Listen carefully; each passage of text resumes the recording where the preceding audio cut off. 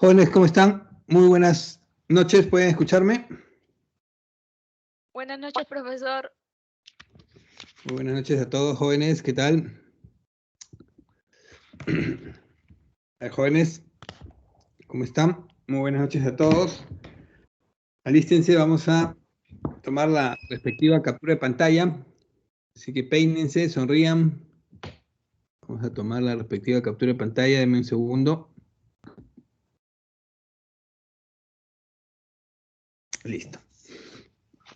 Sonrían. Listo. Ok, jóvenes. Vamos a continuar con la sesión, semana número 3. Vamos a ir avanzando en el curso de Economía.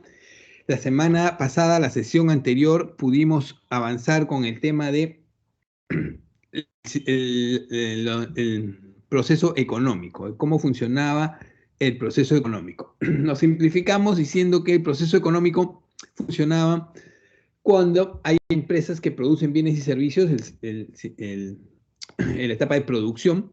¿Por qué producen bienes y servicios? Porque hay personas que consumen esos bienes y servicios. Producción, consumo, producción, consumo, producción, consumo. Yo termino de consumir todos los bienes y servicios, se vuelve a producir. Termino de consumir, se vuelve a producir. Termino de consumir, se vuelve a producir. Y se activa el circuito económico. ¿Ok? Este proceso tenía más etapas que producción y consumo, obviamente. Tiene las etapas de producción, circulación, distribución, consumo e inversión.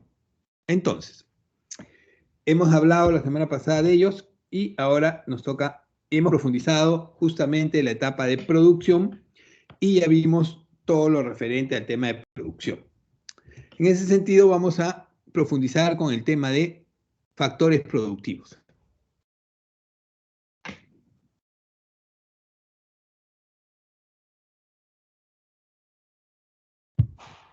Entonces, nos quedó claro que dentro del proceso de producción no podemos producir bienes y servicios con la sola idea o la genial idea de producir tal o cual producto. Tenemos que combinar diversos factores de producción. Elementos que vienen a ser los elementos que participan en la producción y están compuestos por factor tierra, trabajo, capital, habilidades empresariales y Estado. Su participación en este proceso productivo crea el famoso valor agregado. ¿Ok?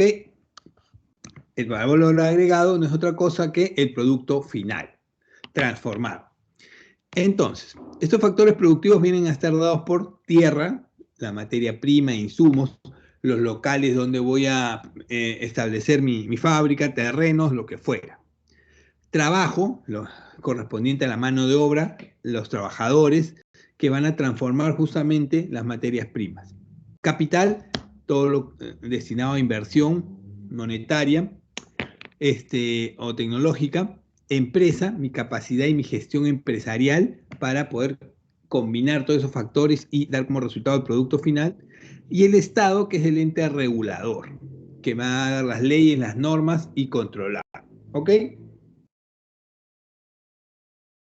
Nos queda claro que cada uno de estos factores no intervienen dentro del proceso productivo porque les parece muy bien apoyarme y ayudarme a salir a salir adelante. No, cada uno interviene en este proceso productivo porque necesita una retribución que se va a dar en el proceso de distribución, en la etapa de distribución.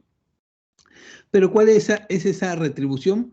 En el caso de la tierra, las materias primas, etcétera, los insumos, la renta o el alquiler. Ellos necesitan esa retribución. En el caso de la mano de obra de los trabajadores, de todos nosotros, necesitamos el salario. En el caso del capital, el que invierte necesita el interés. En el caso de la empresa, del que aporta la gestión empresarial, el manejo, necesita la ganancia, las utilidades. Y en el caso del Estado, se lleva los tributos. Hasta ahí no hay mucha complicación. Vamos a ir explicando cada uno de esos factores productivos paso por paso. El factor tierra básicamente está compuesto por todos los elementos que existen con anterioridad del ser humano y que pueden ser incorporados a la producción. Este factor está compuesto por el medio geográfico, la tierra, el clima, las materias primas o las fuerzas motrices y se considera que es originario. todo lo que nos genera la naturaleza o captamos de ella para ser transformado es el factor tierra.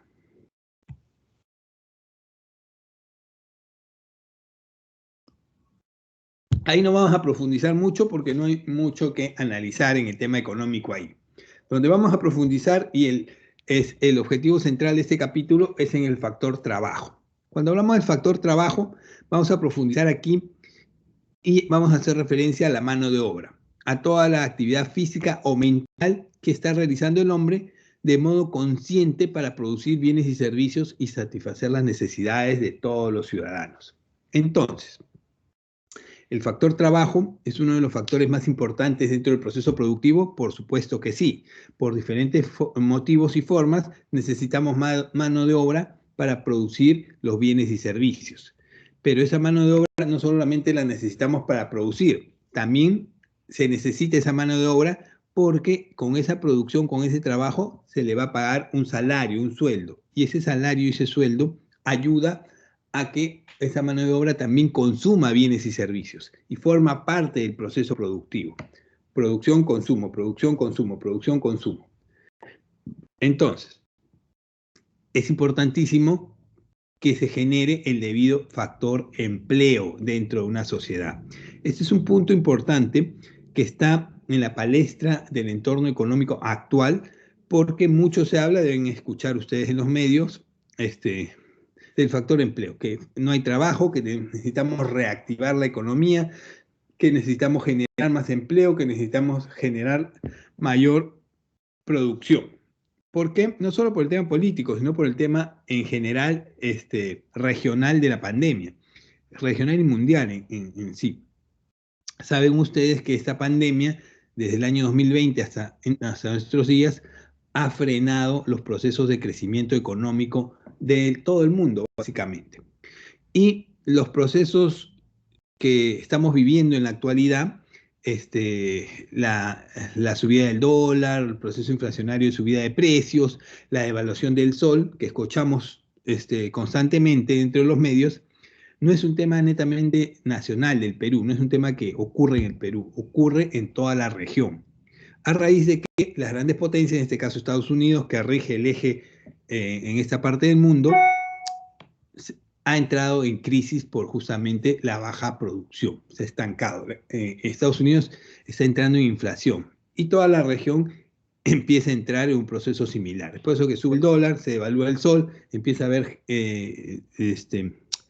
inflación. Entonces, ¿qué es lo que se necesita para recuperar este terreno? Incentivar el factor empleo. Profe, disculpe, Dime. ¿acaso la inflación no ocurre porque el Banco Central del Perú imprime demasiados billetes para tratar de satisfacer el déficit? Y eso no significa que haya más riqueza, sino que solo más billetes. Y eso no produce que pierda valor adquisitivo. Es por lo que creo que sea la causa sería. Friedrich von Hayek, en su libro La fatal arrogancia, explicaba muy bien por qué razón sucedía la inflación. Y era porque el Estado hacía más gastos gubernamentales de los que debía. Ok. A ver, chicos. El tema de inflación es un capítulo entero que vamos a trabajar más adelante, semana 13 me parece. Pero por definición, hay que tener en claro lo siguiente. La inflación no es otra cosa que la subida constante del nivel de precios. A ver, el sueldo y salario se mantiene igual, pero los niveles de precios suben constantemente. Mensualmente, anualmente, semanalmente, diariamente, dependiendo del grado de la inflación. Para empezar. En ese sentido, una subida constante del nivel de precios afecta el poder adquisitivo de los consumidores. Hasta ahí no tiene nada que ver el tema de imprimir más o menores cantidades de dinero. Una de las causas por las cuales se puede dar y generar inflación, no es la única causa, es a eso a lo que se refiere el autor que estás mencionando, es que generalmente los gobiernos, los estados, a partir de la década del 70, 80, empezó esta tendencia, lo analizamos en la escuela monetarista. De pronto los estados necesitaban cantidad de recursos, de dinero para cubrir sus necesidades. Y no se les ocurrió otra genial idea que imprimir más dinero. A ver, si un Estado imprime dinero, genera más dinero del que produce, obviamente se da lo que indicas. Mayor cantidad de dinero circulando en la economía hace que ese dinero pierda su valor. Y si pierde su valor, pierde su capacidad adquisitiva. Eso es por ello que el Banco Central de Reserva tiene la misión, desde hace más de 30 años, misión importantísima de Estado, política de gobierno en los últimos 30 años, mantener la política monetaria y mantener la inflación. Pero esa no es la única razón por la cual se genera inflación. Hay infinidad de razones por las cuales se genera inflación, no solo por una mayor impresión de dinero. Ese capítulo lo vamos a trabajar en mayor Eh, profundidad a 13-14, me parece. Profesor, acaba de mencionar la escuela monetarista, ¿verdad? ¿Exacto? ¿Lo vi? Exactamente.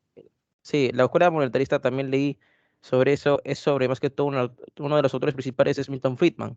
Y Milton Friedman también dice que la inflación se produce por la emisión desmedida de papel moneda contra una baja en lo de los bienes y servicios disponibles.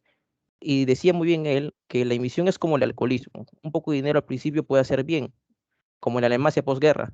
Así como un poco de alcohol puede hacer bien, pero en demasía, en ambos casos, eh, es un problema que deja de emitir como debe ser. La inflación en sí no se produce por el gasto personal de dinero o por derrochadores o codiciosos, eso ha estado siempre, sino porque como ciudadanos le pedimos a los políticos que ejecuten una tarea imposible, que gasten el dinero de otros en nosotros, pero no gasten nuestro dinero en otras personas.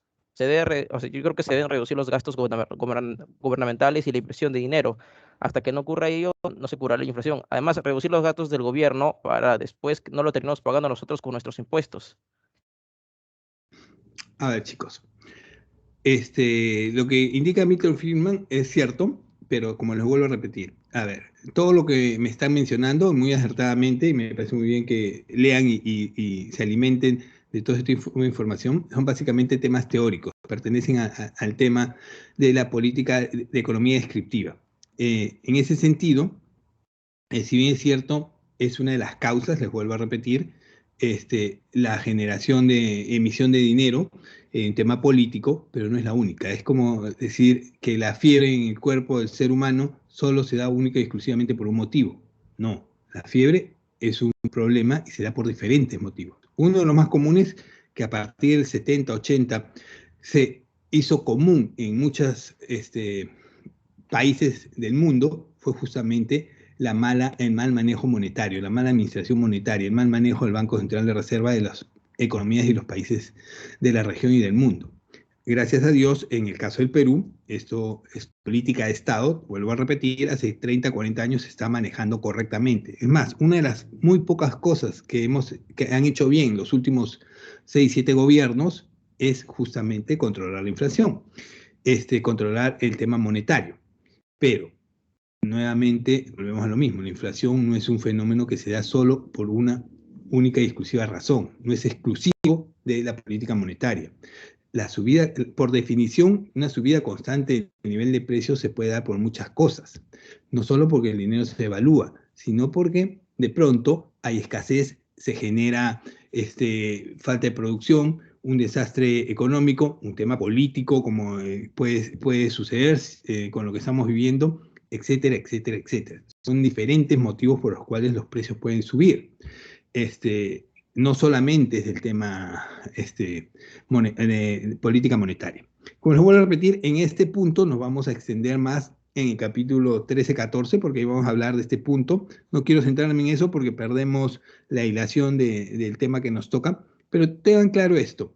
Es bueno saber y conocer diferentes teorías, pero tenemos que ir asimilándolas y tenemos que ir analizándolas. No es una razón real, no es una verdad absoluta, una teoría. Tienes que empezar a analizar y ver con la realidad.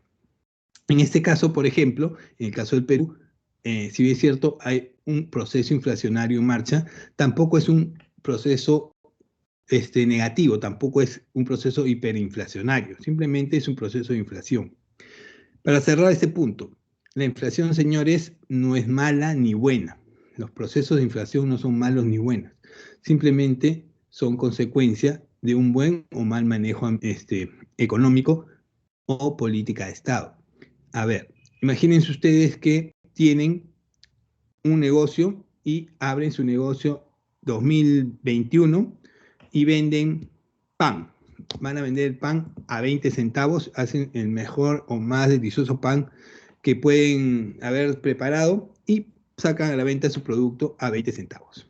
De pronto, mantener los precios, estaríamos hablando de que no hay inflación.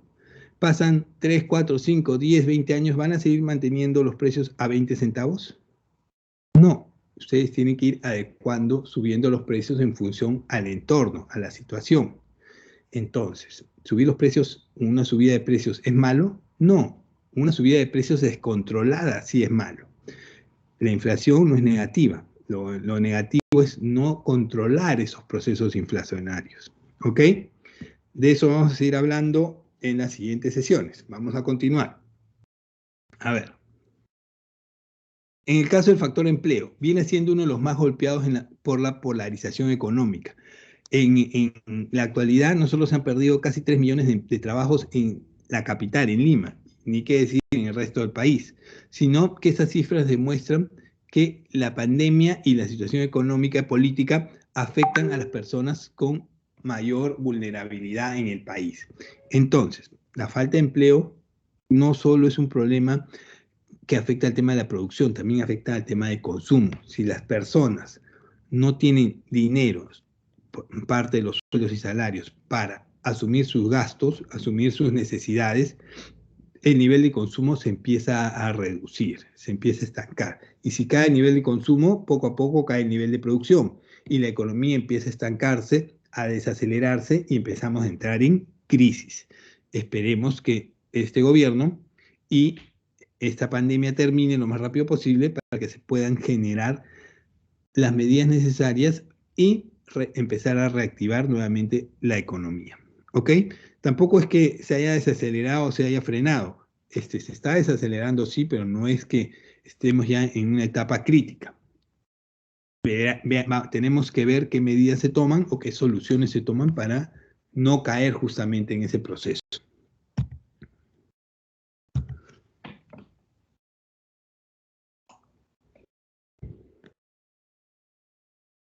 A ver, según el predominio de las aptitudes, el tema del trabajo tiene diferentes clasificaciones. El trabajo, el empleo tiene diferentes clasificaciones. Es necesidad de cada gobierno ver cómo lo maneja y lo administra de manera correcta. Entonces, puede ser el trabajo manual o el trabajo intelectual. Cuando hablamos de trabajo manual, es el que básicamente tiene una mayor incidencia en actividades físicas y repetitivas originarias de la división del trabajo.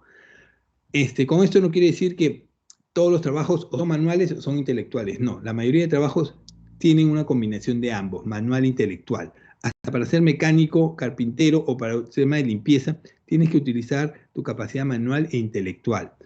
Un trabajo manual es aquel que predominantemente domina la parte manual, repetitiva. Hacer el aseo o limpieza de una habitación o el aseo o limpieza de un local es una actividad repetitiva, barrer, recoger, limpiar. ¿Tienes que usar tu capacidad intelectual? Sí, pero predominantemente utilizas tu capacidad manual. La intelectual es obviamente aquellas donde se utilizan básicamente, predominantemente, las capacidades intelectuales, no repetitivas. El trabajo de un ingeniero, de un médico que tiene que tomar decisiones, ver alternativas, escoger la correcta y tomar las decisiones adecuadas. De igual manera, se clasifican según la función en la institución o empresa en la cual se brindan. Puede ser un trabajo como director o gerente, aquel que toma las decisiones dentro de la organización, aquel que empieza a tomar las decisiones dentro de la institución o la organización, porque tiene la función de planificar, dirigir, supervisar o gestionar las actividades productivas dentro de una industria, dentro de una empresa. A ver, yo como director tengo que cubrir una meta, un objetivo de producción. Entonces tengo que administrar correctamente los recursos, empleados, trabajadores, insumos, tecnología, para llegar a esa meta, a ese objetivo. Tomo decisiones, hago las combinaciones necesarias y tomo las decisiones. ¿Quiénes están en estos puestos de director? Los directores, los gerentes, los supervisores, los jefes. ¿Y quiénes están en la etapa de ejecutor? Son las personas que asumen las responsabilidades menores en el proceso productivo y cuyas acciones dependen de las instrucciones recibidas por sus superiores o aquellos que realizan un trabajo de tipo director. De pronto yo como empleado me dan la orden de producir 1000 unidades de este bien. Entonces yo me pongo a producir 1000 unidades de este bien. Me han dado la orden y ejecuto esa orden. Cómo las vendan, cómo le saquen la utilidad, eso ya no es mi trabajo, ese es el trabajo de los directores.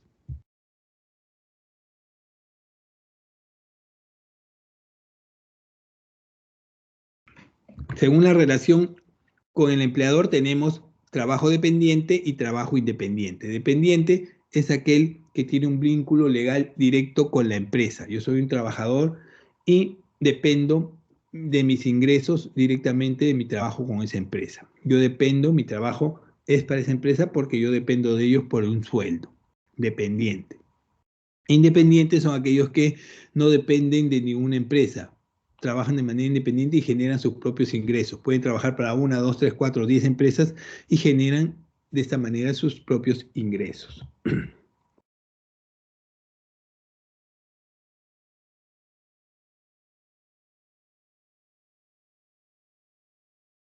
Según la especialización, simple o calificado, cuando hablamos de simple, hablamos de actividades sencillas, repetitivas, básicamente mecánicas que no requieren mucho análisis, y calificado comprende actividades físicas mentales complejas que necesitan una mayor preparación, capacitación y nivel educativo.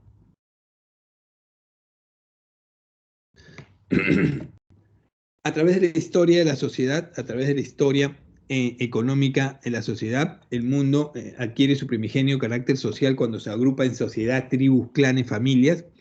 El mundo empieza a crecer y empieza a crecer una mayor necesidad de trabajo, de mano de obra. En el mundo antiguo, en la antigua, obviamente se necesitaban las grandes construcciones, los grandes puentes, pirámides, carreteras, no los hacían los trabajadores contratados, los hacían los esclavos. En el inicio de las sociedades hubieron bastantes conflictos, las sociedades vencidas eran tomadas por esclavos, por los vencedores, y los utilizaban para todos los trabajos pesados y manuales necesarios. Este sistema de trabajo, la esclavitud, cooperación forzada, duró por mucho tiempo en la historia de la humanidad, hasta que de pronto se dieron cuenta que económicamente no convenía un proceso de esclavitud. ¿Por qué económicamente no conviene un proceso de esclavitud? ¿Por qué? Porque si bien es cierto voy a tener gran cantidad de trabajadores trabajando gratis en lo que yo les mande, eso me depende una gran inversión económica. ¿En qué sentido? Esos trabajadores yo tengo que mantenerlos, darles casa, alimento, vivienda, ropa, protección.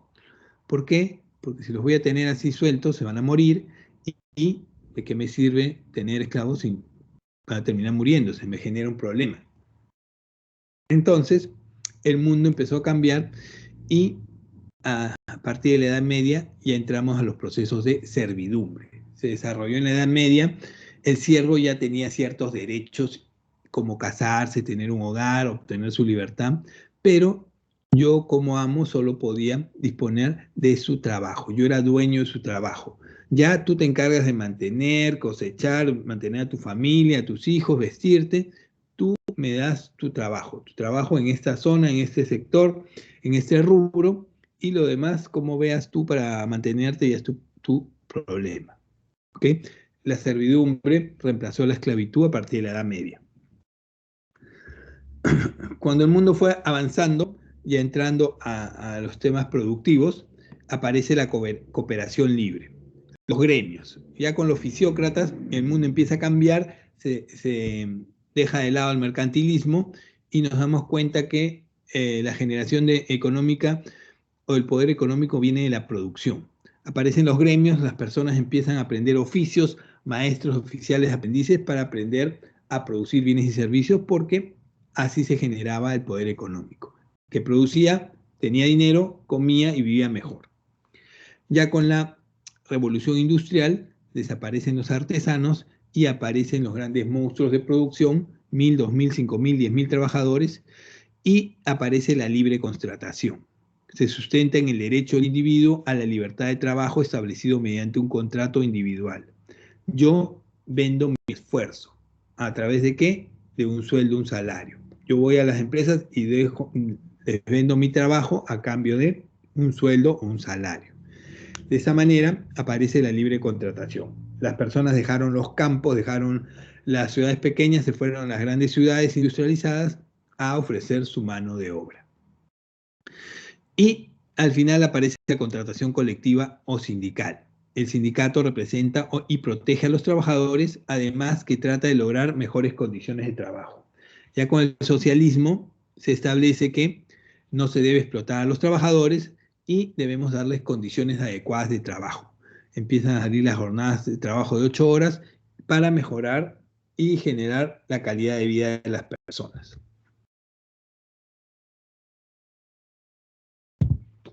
Sin embargo, en la actualidad siguen existiendo diferentes formas atípicas de trabajo. La esclavitud, lamentablemente, es un flagelo que no ha desaparecido con el tiempo. Hay lugares en el mundo donde todavía se utiliza la esclavitud como medio de trabajo forzoso.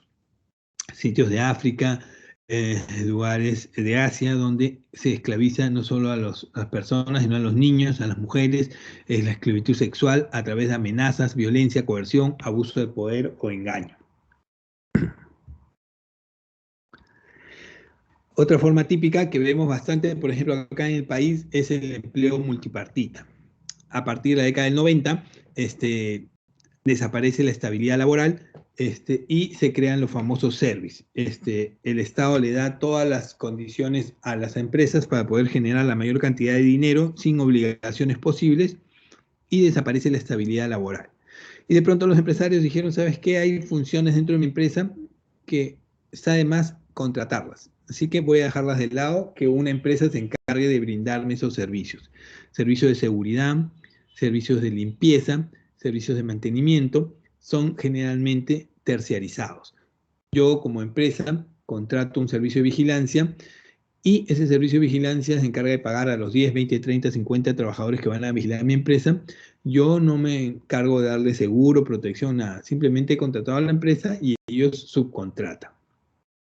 Obviamente lo tienen que hacer bien, si no, quito el contrato. Entonces ya es responsabilidad del service. Pero ese service no paga seguros, no paga vacaciones, no paga CTS, no paga nada. ¿Por qué? Porque la ley se lo permite de esa manera.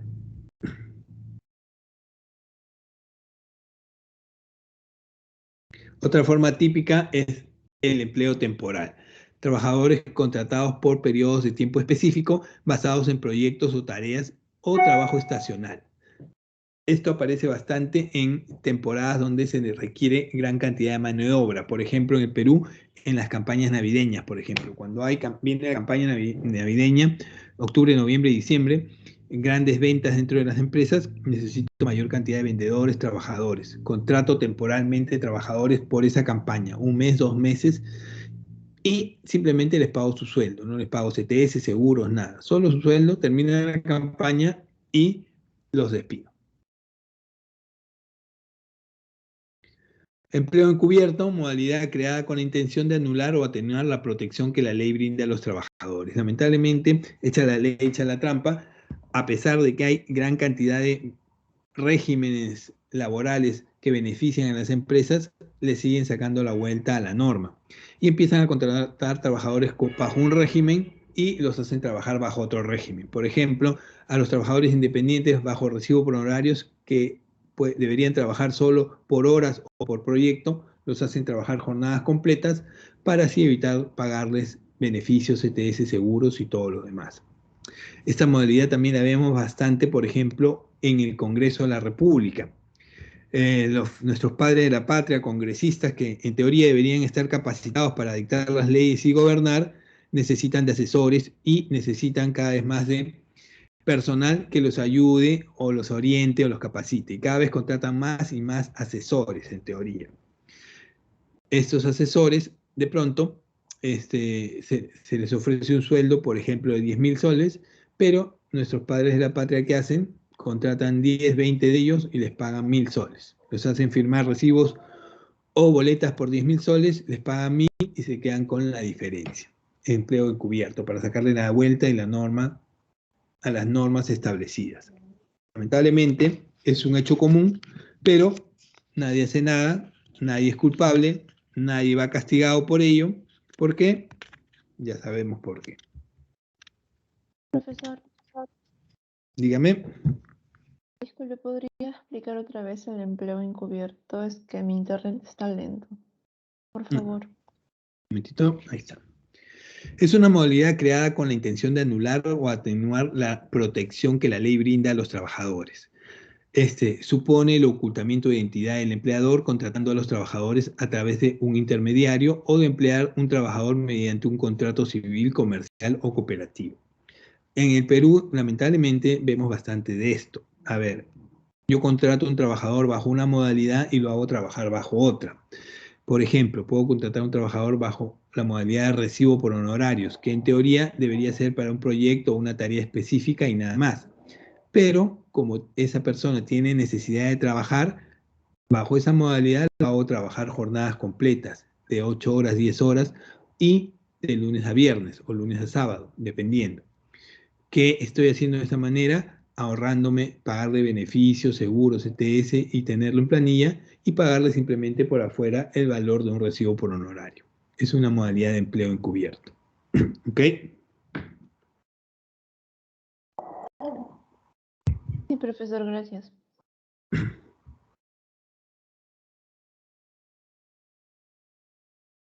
Otra forma típica, bastante común y que seguro ustedes la van a ver en algún momento porque es bastante común generalmente en estudiantes, casi todos lo hemos pasado, vivido, es el empleo a tiempo parcial. Trabajo asalariado cuya actividad laboral tiene una duración normal inferior a la de un trabajador a tiempo completo. ¿Quiénes generalmente utilizan esta modalidad? Los estudiantes que necesitan trabajar y estudiar a la vez y disponen de poco tiempo, así que o trabajan en las mañanas o trabajan en las tardes o en las noches y de esta manera trabajan por 4 o 5 horas diarias y cubren un trabajo a tiempo parcial. Reciben obviamente menor cantidad de ingresos, pero les puede servir para pasajes, gastos personales, etcétera, etcétera.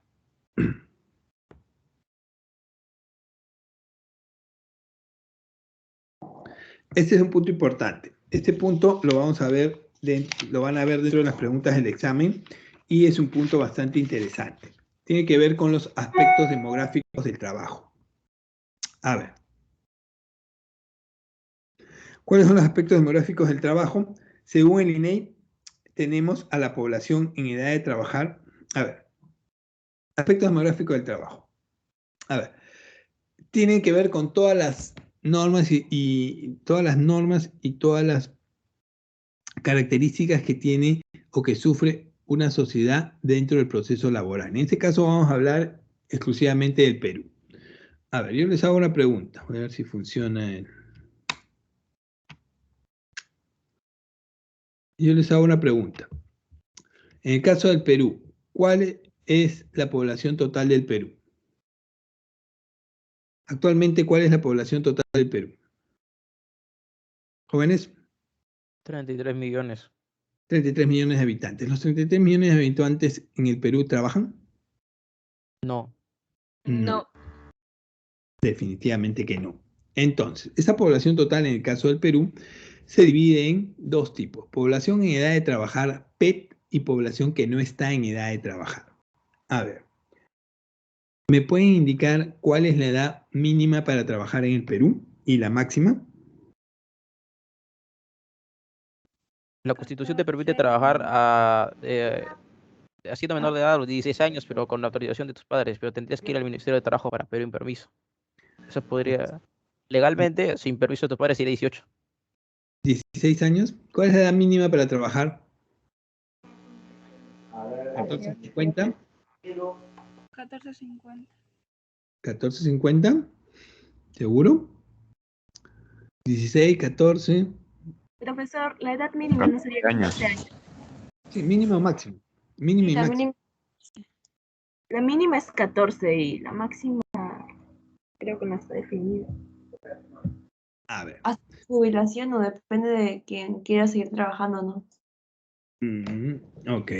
A ver. chicos, para que lo tengan claro, esto es importante. La edad mínima establecida por Organización Mundial de la Salud, la Organización Mundial del Trabajo y el Ministerio de Trabajo en el Perú es los 14 años. Toda aquella persona a partir de los 14 años ya puede trabajar. ¿Ok? Entonces,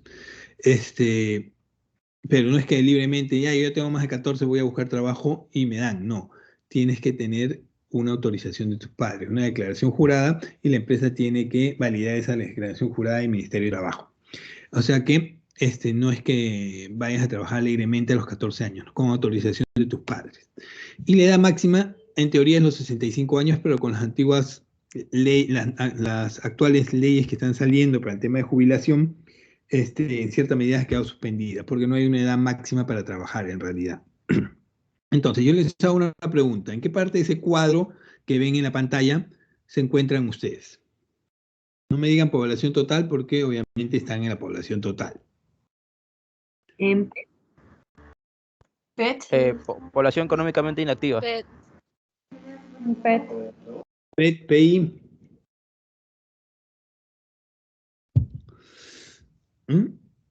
Ok. En la población económicamente inactiva. Depende, profesor. Yo trabajo. Muy bien. Me parece muy bien. No todos no trabajan muy bien. Algunos están en la PET, otros en la PEI. En realidad, la mayoría está en la PET, obviamente, porque están en edad de trabajar. Algunos van a estar en la PEA, no en la PET, y otros en la PI. Ok. La mayoría tiene más de 14 años, imagino yo. 14, 15, 16, 17, 18 hacia arriba. Entonces, la población total se divide en dos. Población en edad de trabajar de los 14 hacia adelante y población que no está en edad de trabajar menores de 14 años. Estamos hablando de 13 años. ¿Ok? Me parece que no ven lo que estoy marcando con el marcador. Lamentablemente no sé qué está pasando. Pero vamos a manejar. Población económicamente activa. La población económicamente activa, la PET, población económicamente activa, se divide en dos. Población económicamente activa y población económicamente inactiva. ¿Quiénes pertenecen a la población económicamente activa? ¿Quiénes son parte de la PEA, población económicamente activa? Aquí la van a integrar todas aquellas personas que desean, quieren y están buscando un trabajo. Toda aquella persona mayor de 14 años que desea, quiere y está buscando un trabajo pertenece a la PEA, población económicamente activa. ¿Por qué? Porque toda aquella persona que está trabajando, desea trabajar, está buscando trabajo, desea generar un ingreso, pertenece a la PEA. ¿Ok? En esta situación se dividen dos grupos. Los que obviamente ya consiguieron trabajo, los ocupados, y los que todavía quieren trabajar, pero siguen buscando trabajo porque no lo encuentran. Entonces tenemos dos giros muy importantes. Los ocupados y los desempleados. ¿Ok? En el giro de los ocupados se dividen en dos rubros. A pesar de lo que puedan pensar ustedes, del 100% de la población en el Perú que está ocupado trabajando, que tiene la suerte de tener un trabajo, no todos trabajan adecuadamente empleados. Es más, el porcentaje que trabaja adecuadamente empleados en el Perú es cada vez menor. La mayoría está subempleado. Vamos a ver la diferencia entre adecuadamente empleado y subempleado. Cuando hablamos de adecuadamente empleados, estamos hablando de aquella persona que elabora en promedio sus 8 horas diarias. En realidad, en el Perú, la jornada laboral dura 8 horas, 6 días laborados, 48 horas. Una persona que trabaja sus 8 horas diarias, 48 horas semanales, y tiene un sueldo superior al... Es un sueldo que le permite cubrir sus necesidades, está adecuadamente empleado. Yo trabajo mi jornada normal de 8 horas de acuerdo a ley y tengo un sueldo adecuado que me permite cubrir mis necesidades, estoy adecuadamente empleado.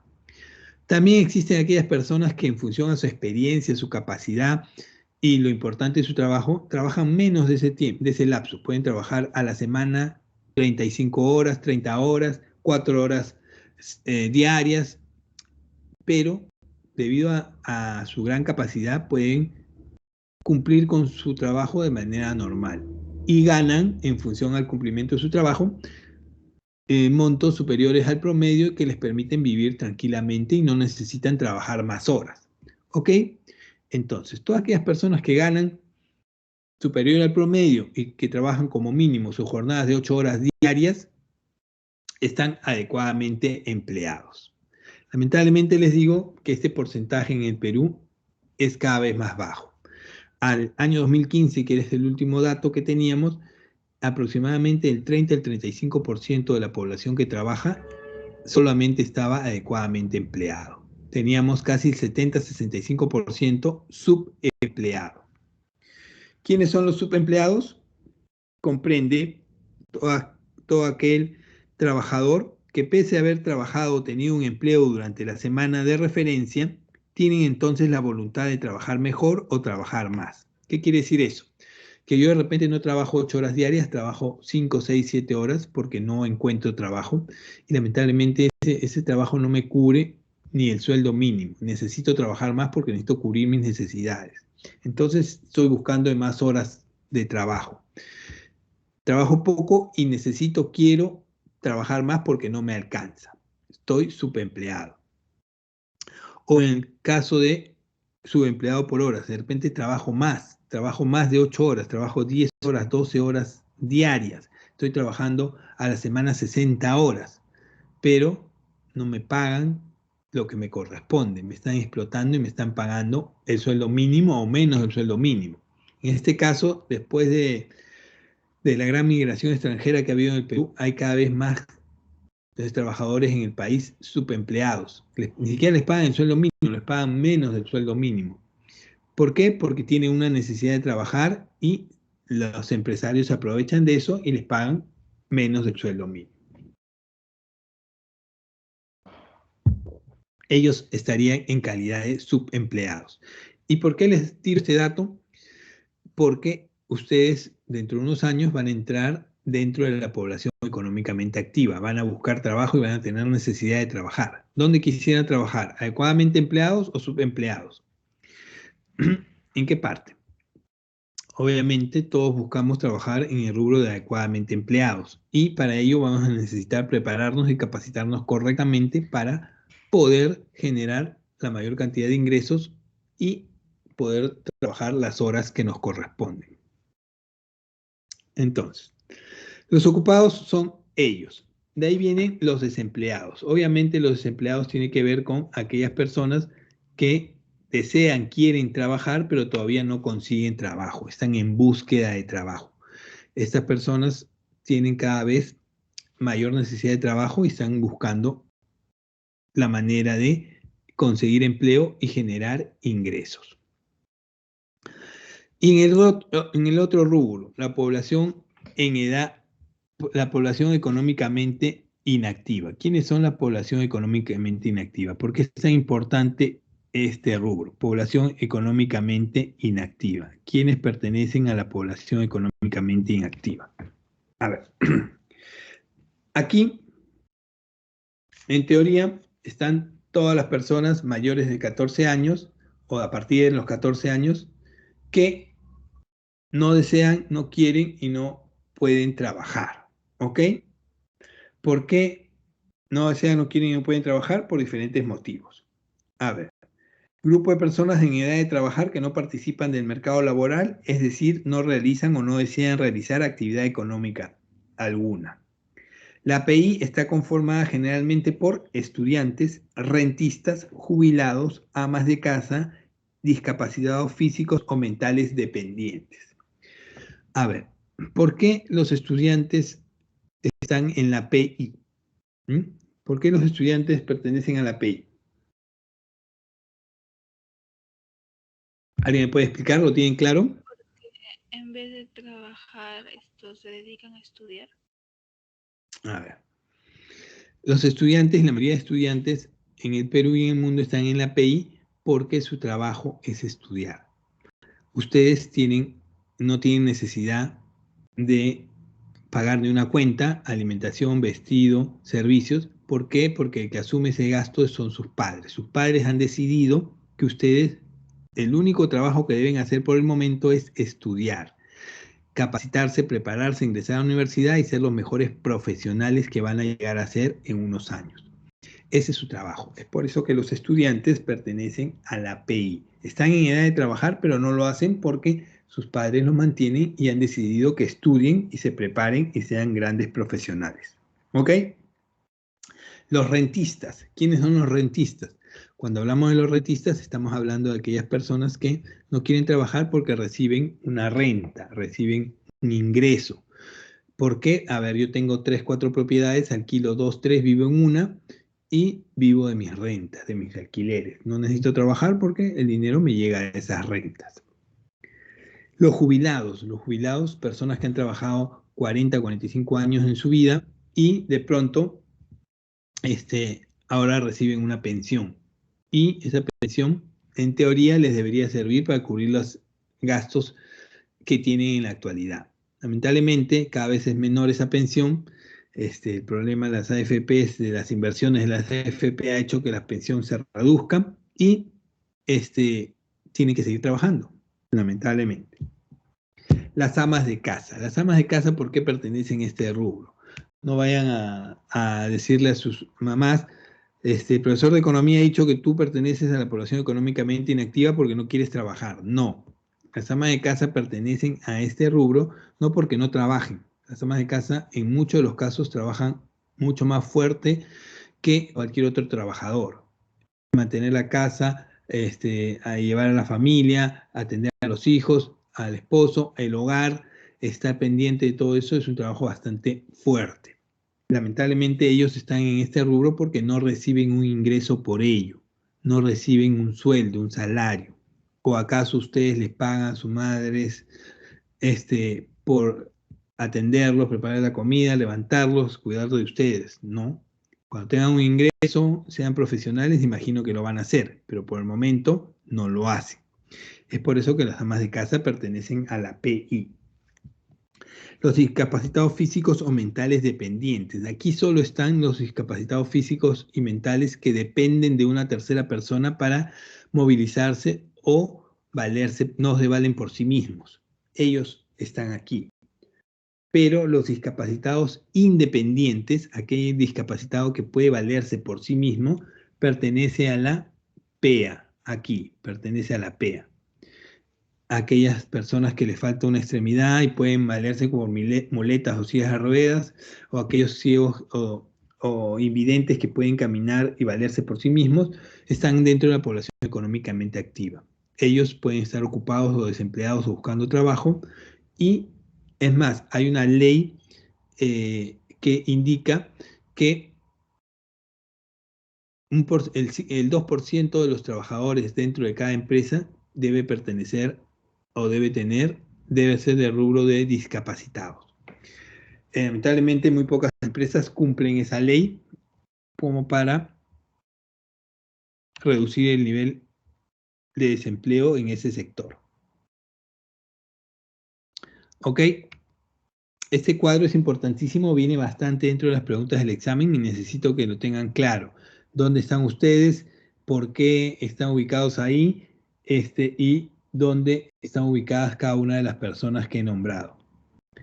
Cuando hablamos de minis, estamos hablando de personas que no desean trabajar simplemente. No les da la gana y no desean trabajar. 14 y 65 años es la edad mínima y máxima. La económicamente activa es toda aquella persona en edad de trabajar. Las personas que están trabajando están adecuadamente empleadas o subempleadas.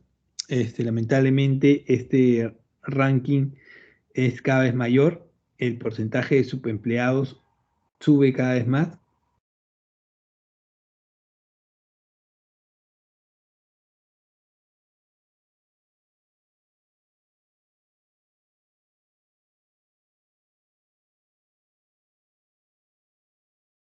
El nivel de desempleo, según el cuadro que vemos ahí, nos indica a enero del 2020, de enero del 2020 a enero del 2021, cómo ha ido creciendo el nivel de desempleo y el nivel de ocupación en el país.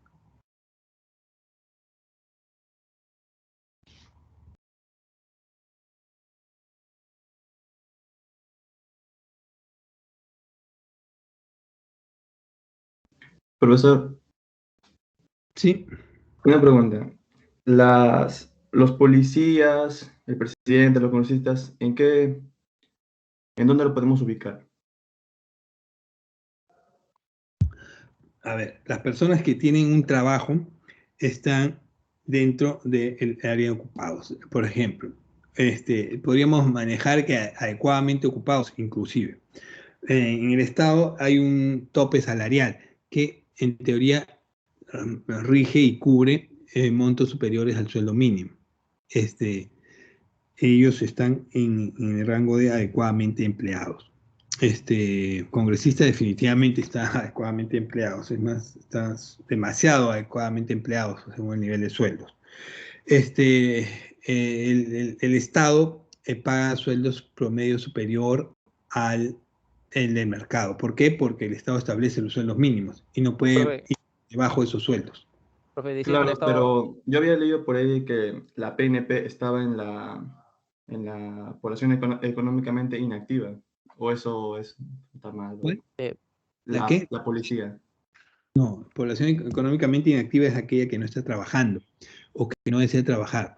Puede haber parte de la policía o miembros de las Fuerzas Armadas en la población económicamente inactiva porque están recibiendo una pensión o un seguro del Estado. El Estado los mantiene en ese sentido. Pero no, aquellos que están ejerciendo su labor y su trabajo están dentro de la población adecuadamente empleada.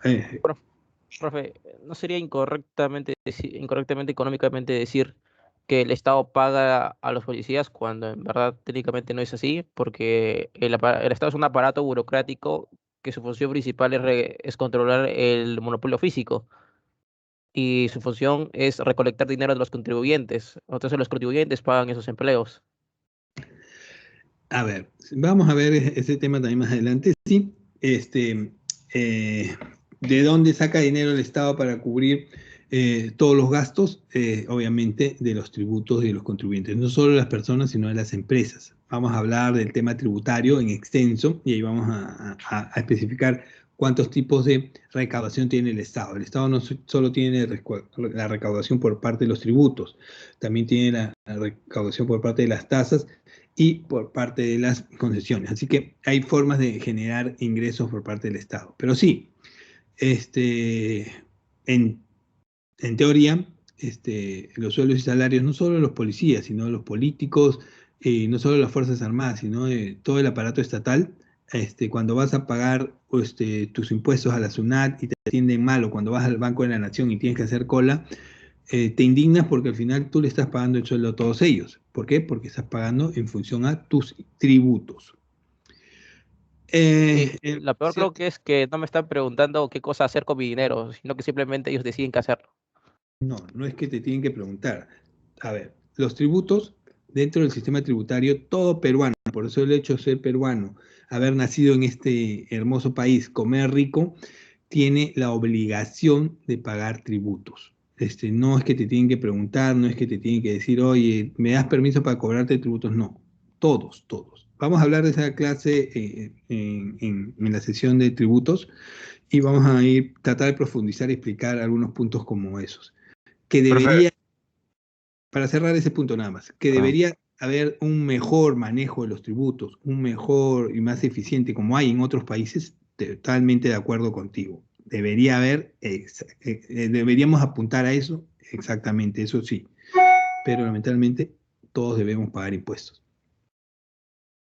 Jóvenes, ya para Profe, cerrar, una dime. pregunta. ¿Y las personas que tienen un trabajo informal, o sea, que no están registradas, por ejemplo, en el Ministerio de Trabajo, ¿en qué rango se pueden colocar? ¿En personas ocupadas eh, o personas activas?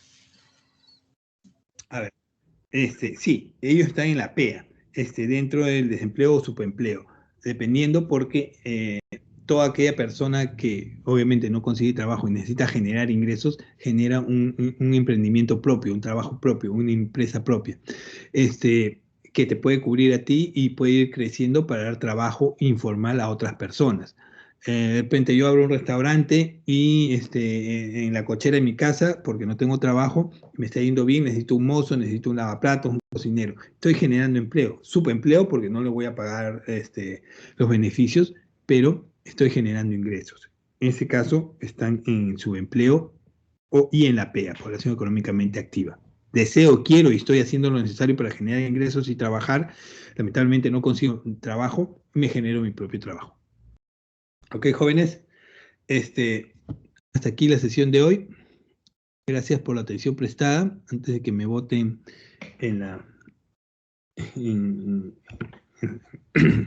nos vemos en la siguiente sesión. Más bien, vamos a ir profundizando cada uno de los puntos que ustedes están mencionando.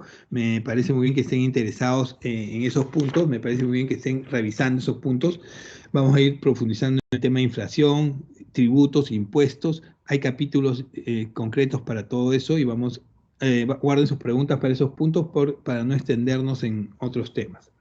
Gracias, chicos. Gracias por la atención prestada. Tengan un buen día. Profesor. Gracias. Hasta luego, profe. Hasta luego, profesor. Chao, chicos. Gracias, profesor. Arriba el capitalismo.